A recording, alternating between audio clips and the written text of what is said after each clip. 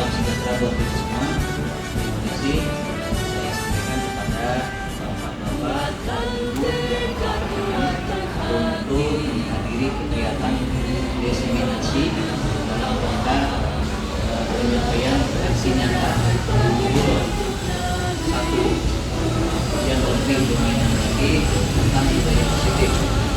Baik Bapak dan Ibu ya, calon angkatan 10 SMK Negeri 1 Subang, alhamdulillah pada pagi hari ini bisa menyampaikan hal ini kepada Bapak Ibu, dan saya pun mengucapkan terima kasih yang sebesar-besarnya kepada Bapak Kepala SMK Negeri 1 Subang yang telah berkenan memberikan saya waktu dan kesempatan untuk penyampaian aksi nyata ini. Baik Bapak dan Ibu semuanya, pada pagi hari ini kita akan berbicara tentang budaya positif. Tentunya budaya positif ini adalah salah satu budaya yang sudah sejak lama dibangun, yang sudah sejak lama dibina dan ditanamkan di sekolah kita tercinta SMK Negeri 1 Subang. Akan tetapi sebagai calon guru penggerak, saya memiliki tanggung jawab moral untuk menyampaikan beberapa variabel terbaru yang terkait dengan kegiatan budaya positif. Bapak dan Ibu, kegiatan kita hari ini akan menyampaikan beberapa perihal. Yang pertama yaitu tentang refleksi filosofi pendidikan nasional Ki Hajar Dewantara, kemudian nilai dan peran guru penggerak, kemudian visi guru penggerak, dan terakhir budaya positif. 4 variabel ini adalah materi-materi yang saya secara pribadi mendapatkannya dalam kegiatan pendidikan guru penggerak di modul 1. Di modul 1 ini terdapat 4 submodul, yaitu modul 1.1 tentang refleksi filosofis pendidikan nasional Ki Hajar Dewantara, kemudian 1.2 tentang nilai dan peran guru penggerak, 1.3 tentang visi guru penggerak, 1.1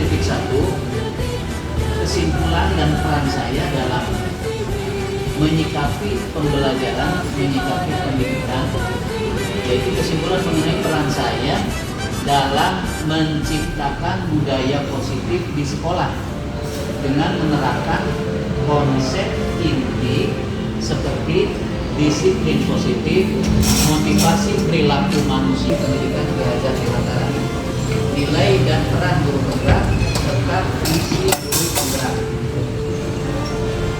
Setelah mempelajari modul 1.1 sampai 1.4, yang bisa saya simpulkan adalah sebagai seorang guru, saya harus memberi tuntunan terhadap segala kekuatan kodrat yang dimiliki oleh anak agar ia mampu mencapai keselamatan dan kebahagiaan yang setinggi-tingginya, baik sebagai seorang manusia maupun sebagai anggota masyarakat, sesuai dengan kodrat alam dan kodrat zamannya. Artinya, pendidikan itu berpihak dan berpusat kepada anak. Kemerdekaan anak juga berekspresi dan menyampaikan ide atau gagasan juga sebagai pembelajar sepanjang hayat. Bapak dan Ibu, seperti yang kita ketahui bahwa filosofi pendidikan Ki Hajar Dewantara pada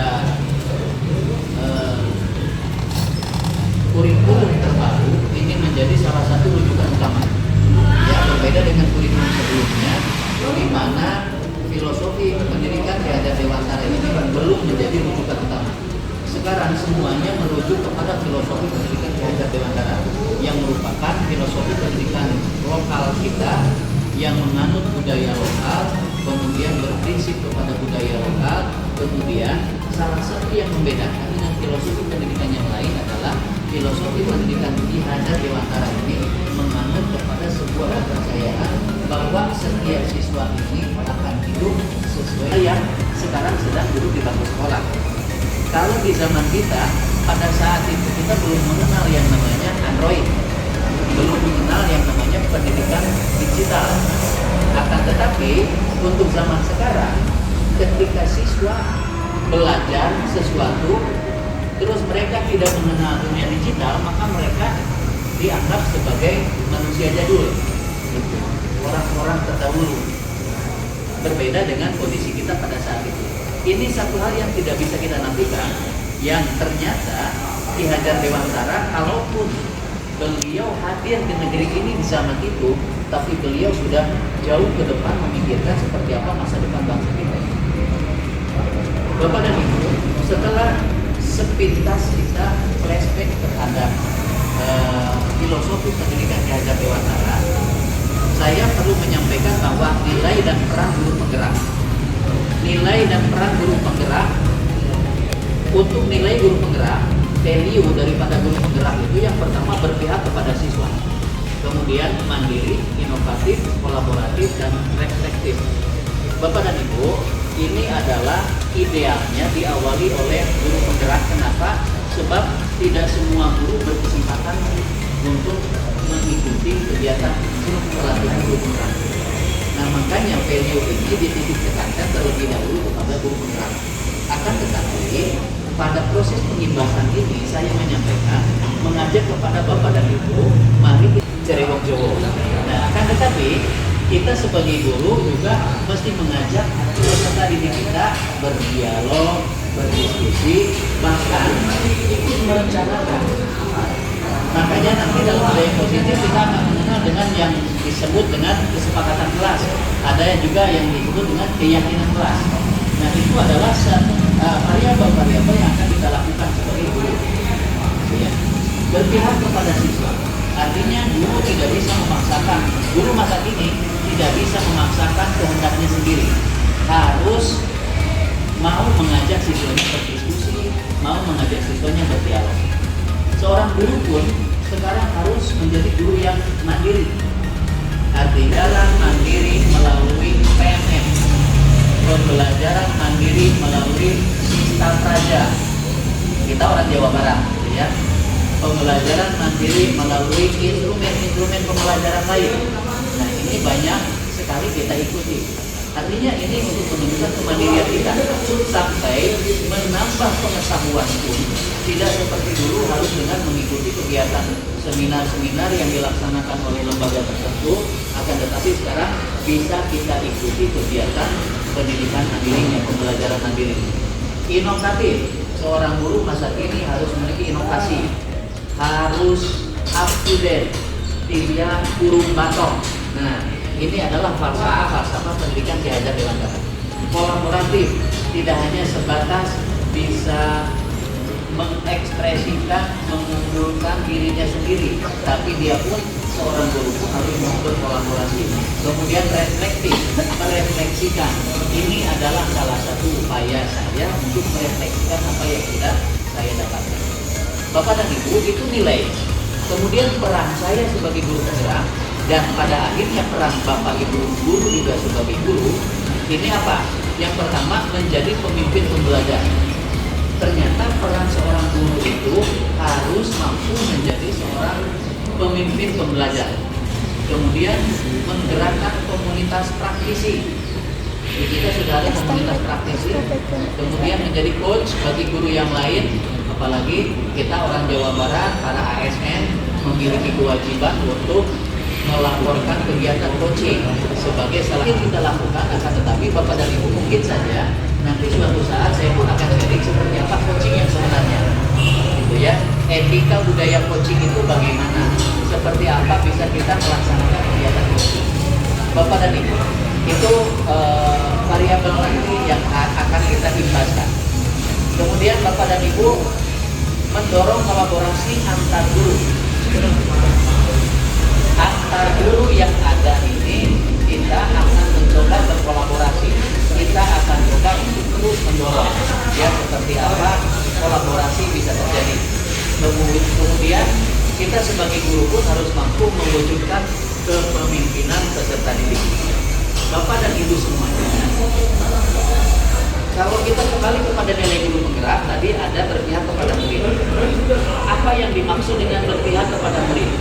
Itu mengutamakan kepentingan murid pada setiap pembelajaran. Ya, seorang guru, baik guru penggerak ataupun non guru penggerak, itu harus mengutamakan kepentingan murid. Kemudian guru itu hanya berperan sebagai fasilitator. Jadi apalagi seperti dulu Bapak dan Ibu kita mungkin pernah mengalami satu fase di mana kita memiliki guru yang posisinya pada saat itu sebagai diktator, sangkar PDW, semaunya sendiri. Nah, guru masa kini, guru zaman now itu sudah tidak boleh lagi seperti itu. Guru sekarang harus berpihak kepada murid. Artinya di dalam pelaku guru hanya berperan sebagai fasilitator. Kemudian mandiri. Guru penggerak yang mandiri adalah guru yang mampu memotivasi dirinya untuk menjadi lebih baik, lebih bisa mengikuti perkembangan zaman. Kemudian inovatif, artinya seorang guru penggerak harus memiliki ide dan gagasan baru yang tepat guna memenuhi kebutuhan siswa. Kemudian ada juga kolaboratif, artinya guru penggerak harus mampu bekerja sama dengan rekan sejawat, baik itu rekan MGMP, siswa atau orang tua murid, belajar tentang visi guru penggerak. Apa itu visi?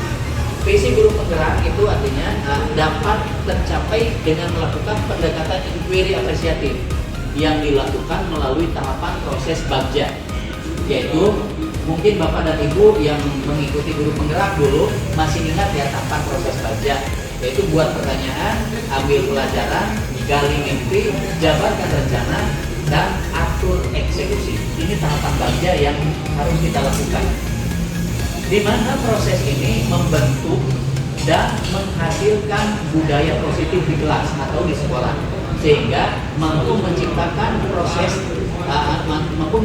peserta didik sesuai dengan profil pelajar Pancasila. Ini yang membedakan visi yang harus kita buat di zaman sekarang, di era sekarang, di mana jangankan visi pribadi seorang guru penggerak, visi sekolah pun. Kemarin juga saya mencoba untuk mengajak beberapa rekan guru yang lain dalam kegiatan bersama Ibu PP, yaitu melirik kembali visi sekolah kita, di mana profil pelajar Pancasila. Bapak dan Ibu, di sekolah kita sudah punya slogan keren, akan tetapi saya berpikir bahwa slogan ini akan sangat bagus, sebab itu sudah mencakup berbagai macam aspek kehidupan, termasuk salah satunya untuk membentuk profil pelajar Pancasila itu, yaitu sehingga saya mengadopsi slogan keren itu ke dalam visi guru penggerak saya, sehingga dengan sebuah bahasa menghasilkan manusia keren, yaitu karakter building, entrepreneurship, responsive, excellent of kompetensi, dan nature. Ini adalah visi saya sebagai guru penggerak. Kalaupun di sekolah kita ini sudah menjadi sebuah slogan, akan tetapi saya ingin lebih menspesifikkan, mengeksklusifkan terhadap slogan ini untuk menjadi visi sekolah dengan sebuah bahasa frame-nya menghasilkan manusia keren. Artinya menghasilkan itu adalah sebuah proses akhir, tahapan akhir dari sebuah tahapan panjang, sebuah proses panjang. Untuk sampai kepada hasil, jelas ada tahapan persiapan, ada tahapan pelaksanaan, ada tahapan evaluasi, ada tahapan perbaikan, baru sampai di tahap hasil. Nah, sehingga tahapannya sangat panjang. Akan tetapi Bapak dan Ibu, dari sekian tahapan yang sangat panjang itu, saya memiliki prakarsa perubahan. Prakarsa perubahan yang ingin saya capai dari visi yang tadi adalah fokus pada mampu menjadi manusia terbaik yang siap menghadapi tantangan alam dan bersamanya. Ini prakarsa perubahannya lebih fokus kepada elemen karakter building. Dari 5 elemen tadi, saya ingin mencoba memfokuskan dulu supaya tidak liar dalam proses pelaksanaannya, yaitu lebih kepada fokus kepada karakter building dengan pendekatan tadi, dengan pendekatan religius, dengan pendekatan religi. Bapak dan Ibu, untuk merefleksikan pemahaman saya ini sehingga digayat dengan sebuah pertanyaan. Sejauh mana pemahaman Anda tentang konsep inti yang telah Anda pelajari di modul ini, yaitu disiplin positif, teori kontrol, teori motivasi, hukuman dan penghargaan, posisi kontrol guru, kebutuhan dasar manusia, keyakinan kelas, dan segitiga retribusi. Adakah hal-hal menarik untuk Anda dan di luar dugaan? Bapak dan Ibu, konsep inti telah saya. Yang kedua, membuat keyakinan kelas. Yang ketiga, menciptakan lingkungan positif. Dan kemudian yang keempatnya, mewujudkan budaya positif. Bapak dan Ibu, kalimat yang tadi saya sampaikan mungkin ada yang sudah familiar, ada juga yang masih asing di telinga kita. Kalau aturan kelas kita sudah sangat familiar, akan tetapi dengan budaya keyakinan kelas ini mungkin sebab ini adalah istilah baru yang disepakati. Bapak dan Ibu, hanya saya ingin meluruskan dulu, apa itu budaya positif? Budaya disiplin. Disiplin positif itu merupakan pendekatan untuk mendidik anak untuk melakukan kontrol diri dan pembentukan kepercayaan diri anak. Artinya dengan disiplin positif ini yang kita kontrol bukan hanya anak, tapi kita pun harus membentuk kepercayaan diri anak. Kemudian nilai kebajikan dan keyakinan kelas adalah tujuan mulia yang mengacu kepada nilai-nilai atau prinsip mulia yang dianut oleh siswa dan guru. Jadi yang membedakan antara aturan kelas nanti dengan kesepakatan kelas, dengan keyakinan kelas itu berbeda. Kalau aturan kelas, sekolah atau kapro di kita di SMK atau wali kelas tinggal secara pribadi bisa saja membuat aturan. Aturan kelas A, B, C, D, E itu aturan. Tapi ketika bicara kesepakatan tidak boleh seperti itu. Siswa harus diajak diskusi, siswa harus mengusulkan. Sehingga apa yang disepakati adalah merupakan variabel hasil diskusi bersama. Sehingga ketika ada siswa yang melanggar keyakinan kelas yang sudah disepakati, itu kontrol. 5 posisi kontrol itu adalah pemberi hukuman, pemberi hukuman, kemudian pembuat rasa bersalah, kemudian posisi sebagai teman, posisi sebagai pemantau, dan posisi sebagai manajer. Ini 5 posisi kontrol ini sah kita lakukan. Akan tetapi dari 5 posisi kontrol itu, kalau bisa kita coba menghindari yang 2 posisi kontrol awal, yaitu pemberi hukuman dan pemberi rasa bersalah. Di mana 2 posisi inilah yang sering kita alami dulu pada saat kita menjadi siswa. Jadi kalau kita dulu sebagai siswa, seringkali kita diperlakukan oleh guru kita dulu sebagai minimalnya guru kita menekankan supaya kita merasa bersalah. Guru kita memberi hukuman, apalagi ayo yang terlambat misalkan dijemur, Pak. ya yang terlambat dicepret, yang terlambat lari keliling lapang. Nah itu yang kita alami dulu ketika duduk di bangku sekolah. Nah sementara di zaman kita sekarang sebagai posisi kita sebagai guru, kita harus paham dulu 5 posisi kontrol. Ternyata posisi yang tadi yang sering kita alami dulu itu bukan posisi kontrol yang baik di zaman sekarang. Mungkin di zaman itu iya yang terbaik buat kita, sebab kulturnya berbeda. Tapi zaman sekarang ini sangat berbeda. Gitu ya, kita bisa menempatkan posisi kita sebagai teman, di mana siswa kita bisa curcol, bisa curhat, bisa lebih leluasa menyampaikan ide dan gagasan kalau posisinya sebagai teman. Makanya tidak sedikit ada rekan-rekan guru kita yang sudah absen dengan panggilannya pun kepada siswa mengambil, apa kabar bro? Nah, lagi ngapain bro? Ya seperti sama teman aja.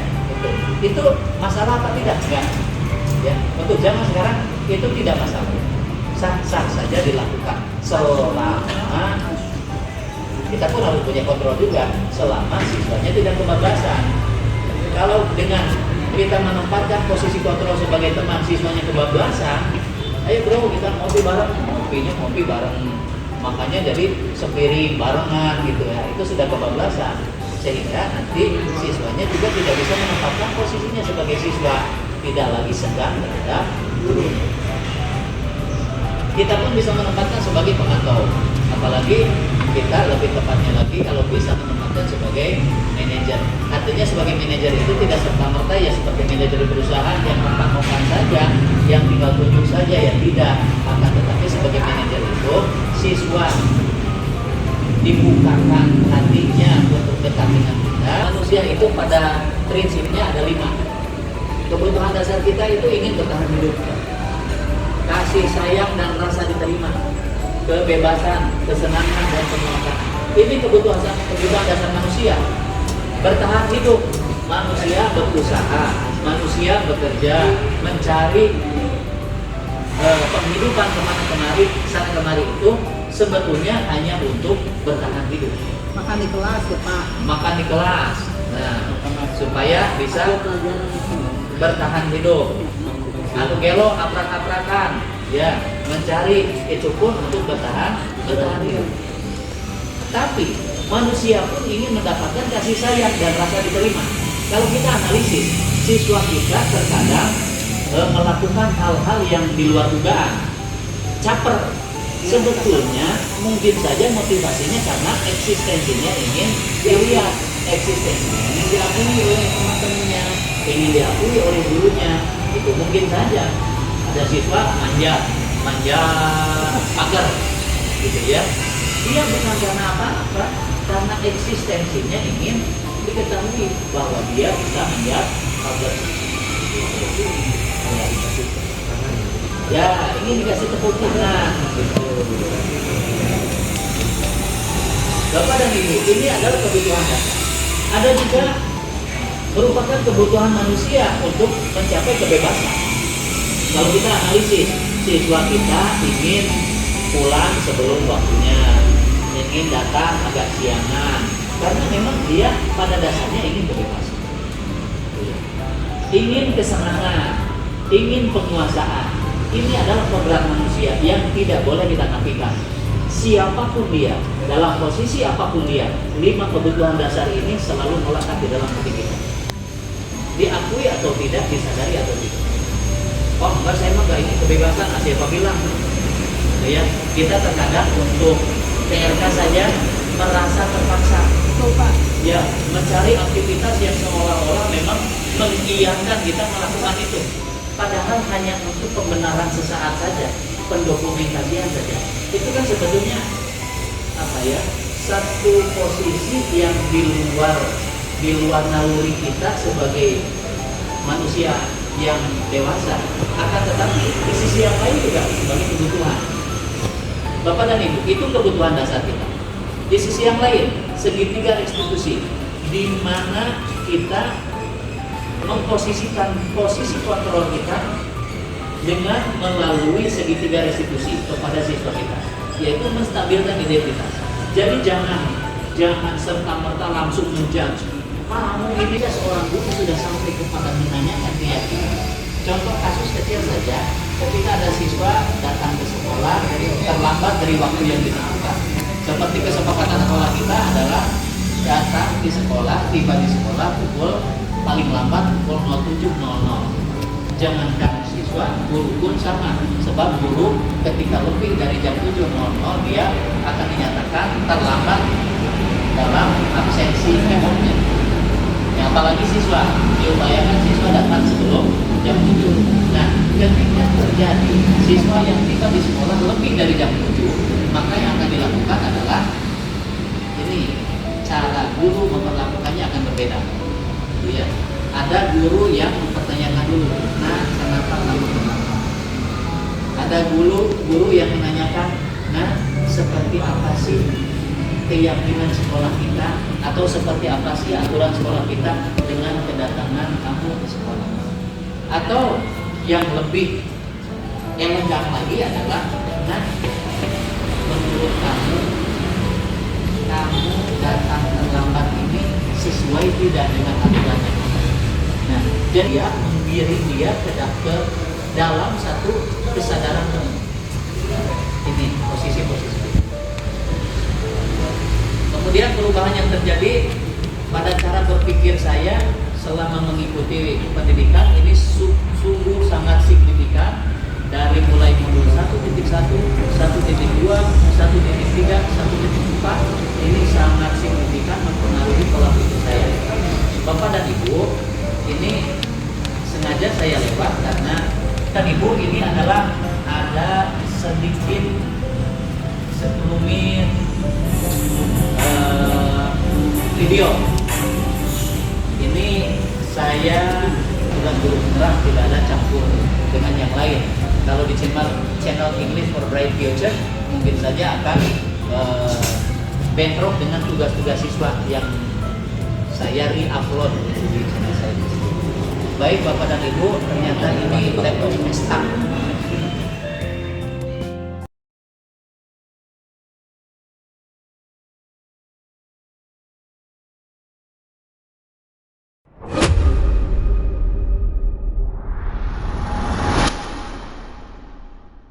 Assalamualaikum Pak. Waalaikumsalam. Silakan Idam duduk. Makasih Pak. Apa kabar Idam? Alhamdulillah sehat Pak. Mohon maaf, Bapak memanggil saya kalau boleh tahu ada apa ya Pak? Begini kan, Bapak dapat laporan dari teman kamu. Tadi waktu istirahat pertama, kamu katanya melempar sepatu Saira ke tengah lapangan sampai Sairanya menangis. Betul begitu Ida? Iya Pak. Kalau boleh Bapak tahu, apa alasan kamu melakukan hal tersebut? Iseng aja Pak.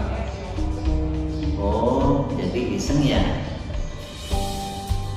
Terus dengan iseng itu kamu merasa bahagia kalau ada teman kamu yang menangis? Tidak apa-apa Ida. Bukan kamu saja yang pernah melakukan kesalahan. Semua orang juga pernah melakukan kesalahan. Tidak ada manusia yang sempurna. Nah, ini kira-kira kamu akan melakukan hal apa lagi? Besok saya akan menemui Saira dan meminta maaf Pak. Bagus, Idam. Meminta maaf itu adalah perbuatan terpuji. Terima kasih. Coba kamu ingat-ingat, selain melempar sepatu, kemudian membuat teman kamu menangis, ada tidak cara lain yang bisa membuat kamu bahagia?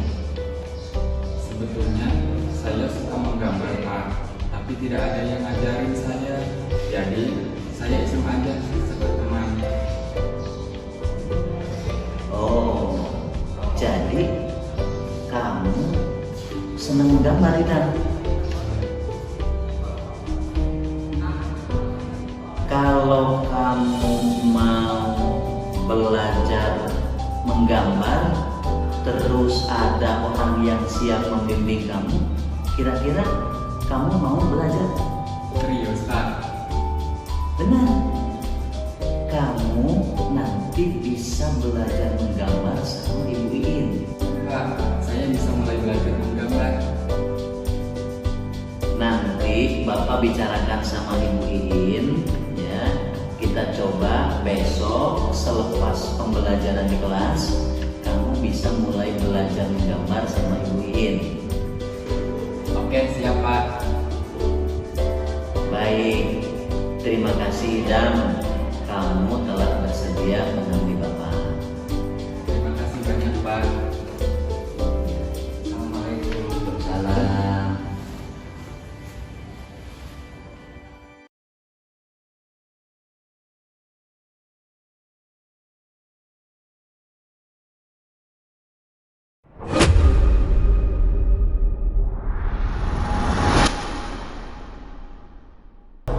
Assalamualaikum. Waalaikumsalam. Oh, Anda, ya silakan duduk Anda. Pak, mohon maaf, Bapak punya saya, Pak. Kalau tahu, Betul begini Wanda, Bapak dengar kamu itu katanya sering memakai make up dan bersolek di dalam kelas. Betul begitu? betul Pak, sedikit. Boleh Bapak lihat, boleh dibuka maskernya. Oh, oke.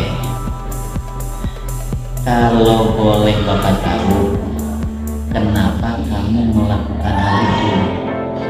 Nggak apa-apa, Pak. Cuma pengen lihat kelihatan cantik aja. begitu. Ya tidak apa-apa, namanya juga cewek, pasti ingin terlihat cantik. Kira-kira setelah obrolan dengan Bapak ini, apa berikutnya yang akan Wanda lakukan?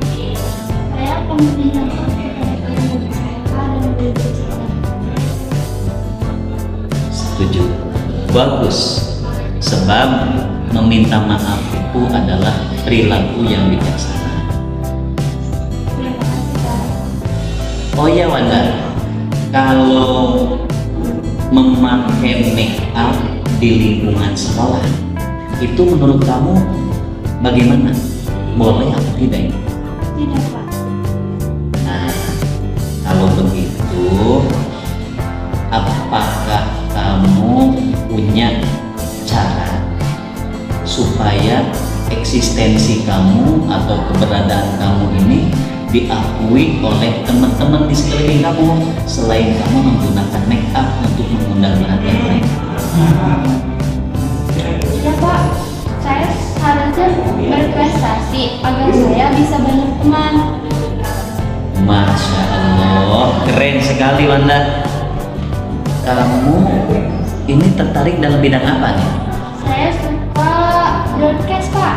Wah, kalau begitu bagaimana kalau kamu belajar broadcasting kepada Pak Iin? Oh iya Pak, beliau kan nggak bertukar broadcastingnya.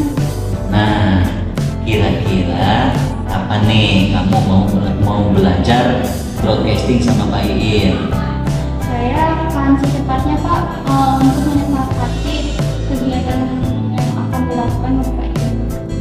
Nah, ternyata kamu ini semangat untuk belajar di bidang yang kamu sukai, belajar yang rajin ya Wanda? Iya baik Pak, mohon maaf ya Pak kalau menurut saya. Iya, gak apa-apa. Terima kasih Wanda.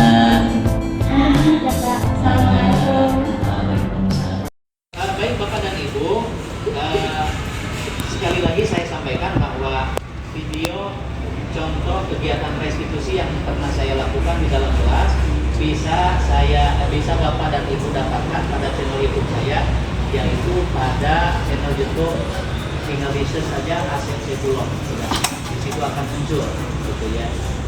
Ya. Kemudian ini sebagai rancangan tindakan untuk aksi nyata yang saya lakukan, rancangan tindakan aksi nyata untuk modul 1.4 budaya positif. Nama peserta Asep Sepulon, latar belakangnya begini: sekolah sepatutnya menjadi tempat yang aman, nyaman dan menyenangkan bagi semua warga sekolah, khususnya murid untuk belajar.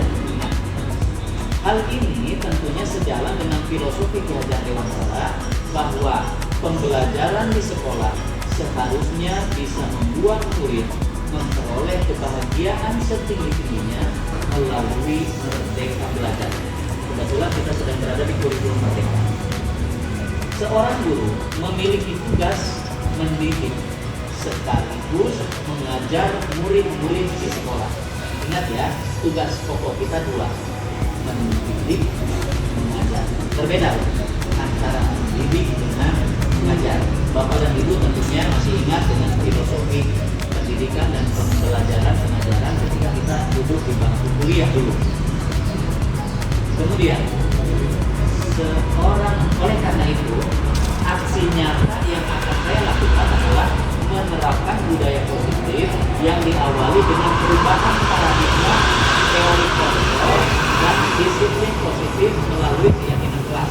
Jadi, yang ingin saya awal adalah paradigmanya dulu, paradigma teori kontrolnya, yaitu ya di mana saya secara pribadi harus bisa menempatkan pada posisi kontrol yang tepat, kemudian membuat keyakinan kelas. Tujuan dari aksi nyata ini adalah membangun disiplin positif melalui penerapan budaya positif. Disiplin positifnya dibangun tidak dengan dasar kekerasan, tidak dengan dasar kaum kolot, akan tetapi dengan dasar budaya positif. Kemudian menyusun kesepakatan kelas atau keyakinan kelas. Kemudian menumbuhkan motivasi intrinsik murid untuk disiplin sesuai kesepakatan kelas. Ini motivasi intrinsik. Tolak ukurnya adalah terbentuknya keyakinan kelas melalui kesepakatan kelas. Nanti tolak ukur keberhasilan saya itu kalau di kelas bisa tercipta keyakinan kelas, maka progres saya itu dianggap berhasil. Kemudian murid memiliki motivasi intrinsik dalam membangun disiplin dirinya. Artinya murid itu melakukan kegiatan disiplin tidak karena takut, tidak karena ditakut-takuti, tidak karena dikejar-kejar, akan tetapi dia terbangun budaya. Pentingnya penerapan budaya positif di sekolah, hal ini pun sudah saya lakukan kemarin, dikoordinasikan dengan kepada kepala sekolah. Sosialisasi kepada warga sekolah meliputi kepala sekolah, guru, peserta didik, dan tenaga kependidikan terkait budaya positif sekolah. Alhamdulillah hari ini sedang dilakukan, walaupun mohon maaf saja karena Bapak Kepala Sekolah sedang ada kegiatan dinas luar hari ini. Tapi saya mengucapkan terima kasih kepada Bapak dan Ibu dan perwakilan peserta didik untuk mengikuti kegiatan sosialisasi ini. Kemudian berkolaborasi dengan wali kelas yang akan dikembangkan menjadi keyakinan kelas masing-masing. Nah, tahapan berikutnya saya akan berkolaborasi dengan Bapak Ibu wali kelas. Tentunya paling ini akan saya lakukan pada semester mendatang. Kemudian nanti tahapan berikutnya mensosialisasikan budaya positif kepada murid. Nah, ini harus saya sosialisasikan juga kepada murid. Kemudian wali kelas atau guru menyusun kesepakatan atau keyakinan kelas dan konsekuensi logis bersama-sama dengan murid dan guru. Guru nanti akan saya bebaskan kepada wali kelas minimalnya supaya bisa membentuk keyakinan kelas. Sebab keyakinan kelas itu dibentuk dengan dasar kesepakatan antara guru dan siswa. Kemudian wali kelas atau guru bersama murid menandatangani kontrak kesepakatan yang disepakatkan kepada wali murid. Nah, itu nanti harus ditandatangani oleh wali murid kesepakatan kelas itu. Kemudian melakukan survei kepada murid, dukungan dari kepala sekolah tentunya, dukungan dari Bapak Ibu wali kelas, kemudian dukungan dari guru BK, dukungan juga dari guru mata pelajaran, serta murid akan tindakan yang disusun bersama dapat terlaksana dengan baik. Kemudian sarana dan prasarana yang mendukung keberlangsungan kegiatan, saya pun hari ini mengucapkan terima kasih kepada rekan-rekan di TSM yang sudah berkenan untuk meminjamkan tempat ini sebagai tempat sosialisasi dan diseminasi. Kemudian peran orang tua pun dalam menerapkan budaya positif di rumah. Jadi saya berharap budaya positif ini tidak hanya terbentuk dan terlaksana di dalam lingkungan sekolah, akan tetapi bisa terlaksana pun di lingkungan rumah.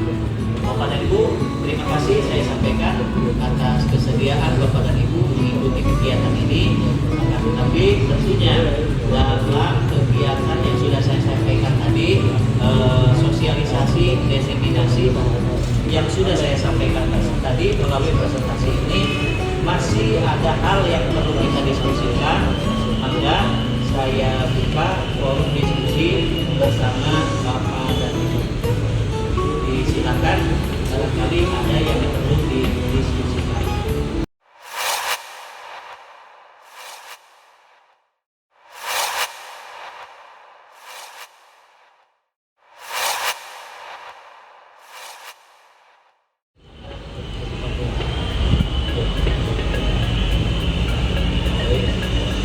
Ya, maka Bapak Agus.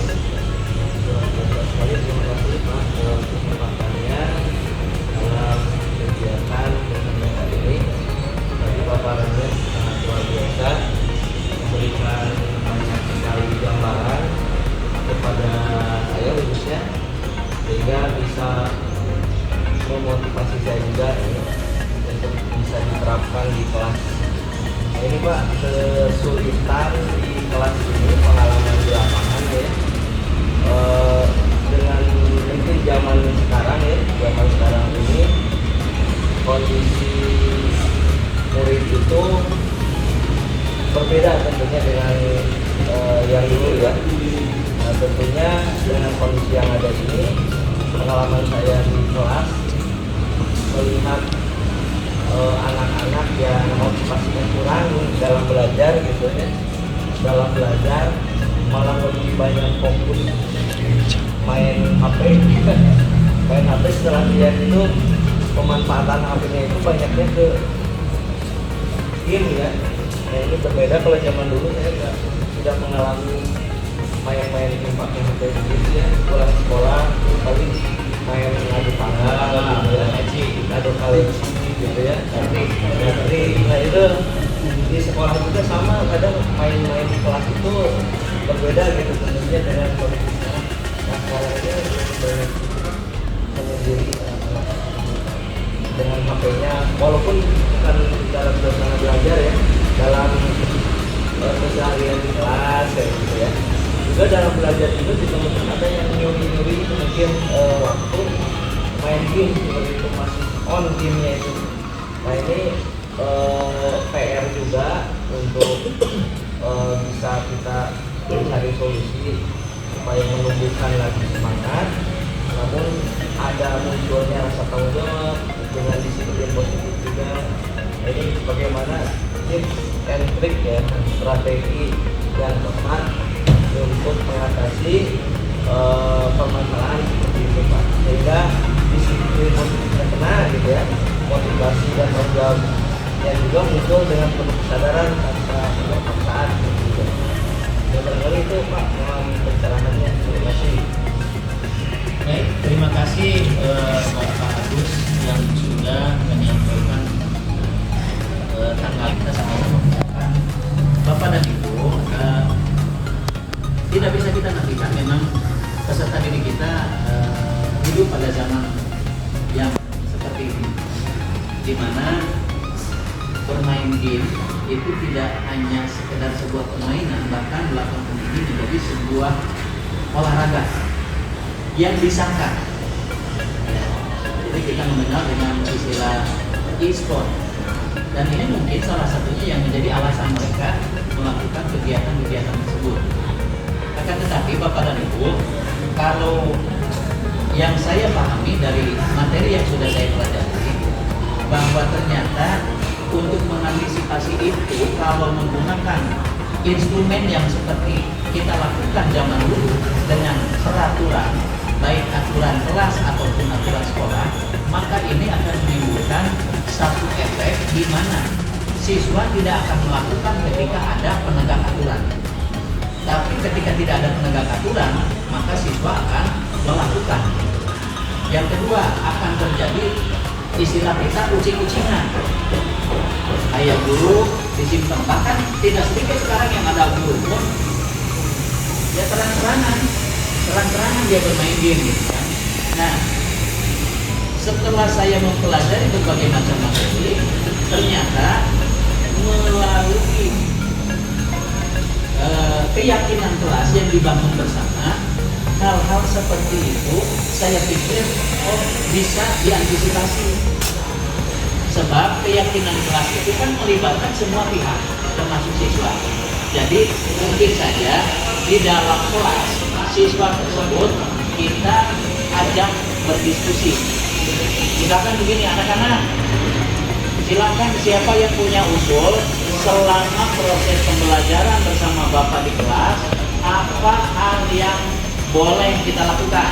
Nah, jadi semuanya nanti usul. Ya, boleh ke belakang, boleh ke kamar kecil dengan tujuan tertentu misalkan. Boleh minum misalkan gitu. Boleh makan makanan ringan. Boleh bertanya. Nah, tapi ada hal-hal yang kurang baik yang dilakukan, misalkan bermain handphone. Nah, itu setelah menjadi sebuah kesepakatan, sebuah keyakinan kelas, maka value-nya itu harus dilakukan bersama, diantisipasi bersama. Kalau terjadi pelanggaran, maka konsekuensinya pun dibicarakan bersama. Misalkan begini, sama anak-anak bisa kita katakan, anak-anak kalau terjadi selama pembelajaran bersama Bapak, nanti misalkan ada yang bermain handphone, apa nih kira-kira yang bisa kita lakukan. Nanti ada anak yang usul, Pak, handphonenya sita saja, misalkan gitu.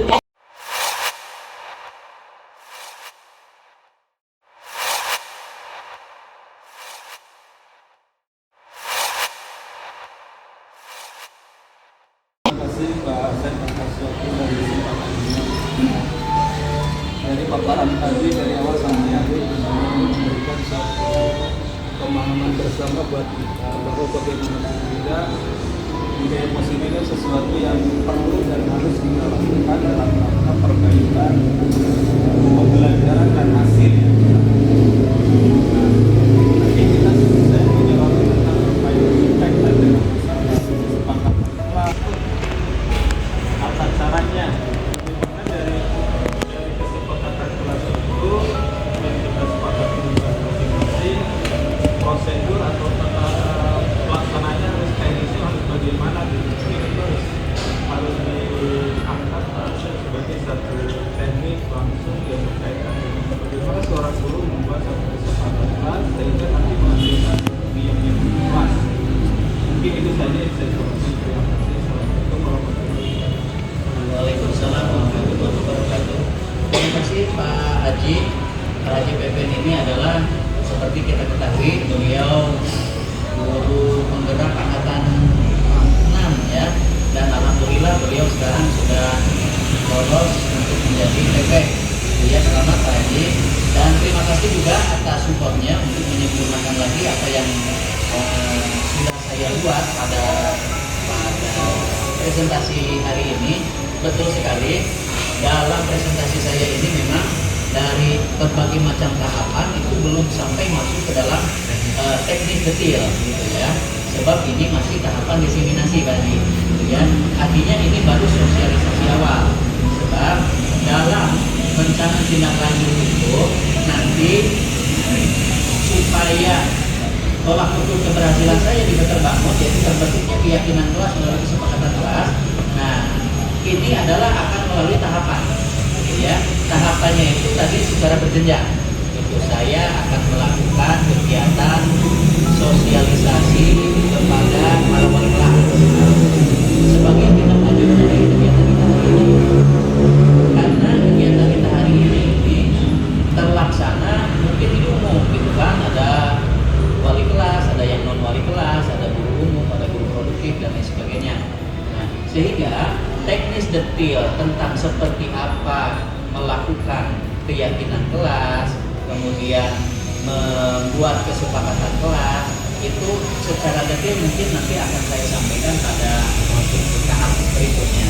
Tapi sekali lagi terima kasih Pak Haji sudah mengingatkan saya untuk mendetilkan apa yang saya rencanakan. Kemudian dari yang sudah saya rencanakan itu bahwa setelah sosialisasi ke wali kelas, saya pun akan bersosialisasi kepada siswa. Artinya nanti semua elemen di sekolah akan mendapatkan informasi yang sama, sehingga siapapun nanti yang melakukan kegiatan penyusunan kesepakatan kelas dan keyakinan kelas itu wawasannya sudah terbuka karena sudah saya sosialisasi.